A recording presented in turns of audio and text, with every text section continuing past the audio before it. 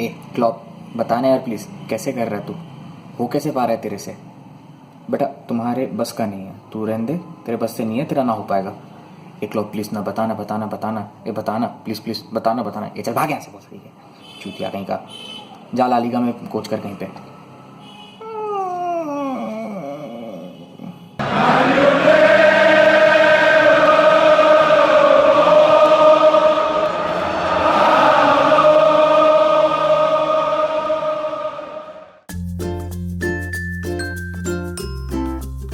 So let's just address the elephant in the room, right?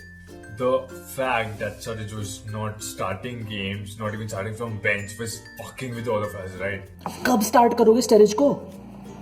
Klopp doesn't seem to be a big fan of substitutions, so the maximum time Suraj was getting on the pitch was 10 minutes, which isn't really time, right? Interesting decision था Klopp का storage को ना खिलाने का। दो पता था कि वो स्टार्टिंग 11 में तो नहीं होगा, but he could have easily come of the bench. But I think वो माने के जाने की वेट कर रहा है, जिससे वो स्टरेज को राइट विंग पे खिला सके, जहाँ वो पहले भी चेल्सी एंड मैन सिटी के लिए खेल चुका है, एंड वो उस रोड में अडेप्ट कर लेगा। To be fair to everybody, including Klopp, I think the fact that Suraj did not start against City was more of a tactical move. No matter how limited time he has gotten on the pitch, the way he has performed in those 10-15 minutes that he has gotten he was a threat all the time.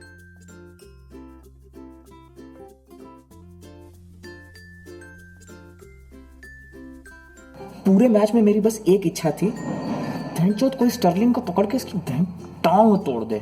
49 million, my ass.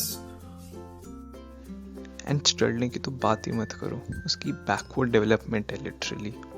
22-year-old international world class winger in pocket of a 30-year-old out of position internationally retired player.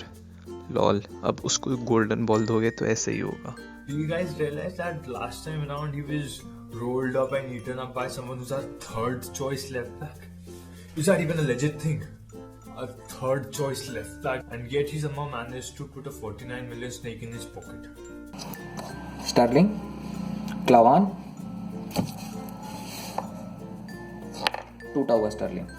And just let's not talk about what our players did to him yesterday. Sterling was pushed, thrown, taken, and thrown, and pushed, and bullied all around the pitch yesterday. This guy was supposed to be our fourth choice centre back. Now look at him. He's so comfortable on the ball, calm as fuck. He's a no-shit defender. Like, he takes none of his shit. No matter if you're Peter Crouch, or if you're Lukaku, or if you're Sergio Aguero, he won't take your shit. He would still be in his fucking pocket. क्लावान अगर नहीं होता ना, भगवान जानता है पता नहीं क्या होता है इस क्लब का। मतलब अगर आपके क्लब का बेस्ट डिफेंडर लॉवरेन है, your club has problems at the back, let's face it. Dejan Lovren and Klavan, great defenders. In the 7th minute when Klavan got a yellow card, I was thinking, oh, maybe this is going to be a tough night. Maybe we're going to concede a goal. But a great start by both the defenders, and they played an excellent match.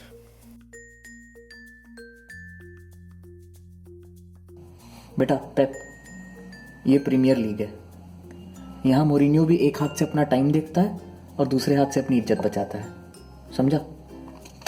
Jurgen Norbert Klopp, hands down, that guy is the best manager in this fucking world.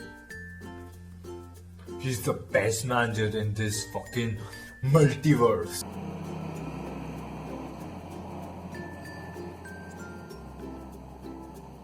ये better है, ये better है, ये चुतिया।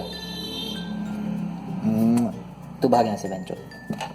Guardiola can only, add finishing touches or maybe gloss a team. He can never rebuild a team. He's never had to do that in Barcelona. He's never had to do that in Bayern Munich. And probably this is something that he has to do now in Manchester City, and that is, uncharted territory for him. Is one of the best left back in the league.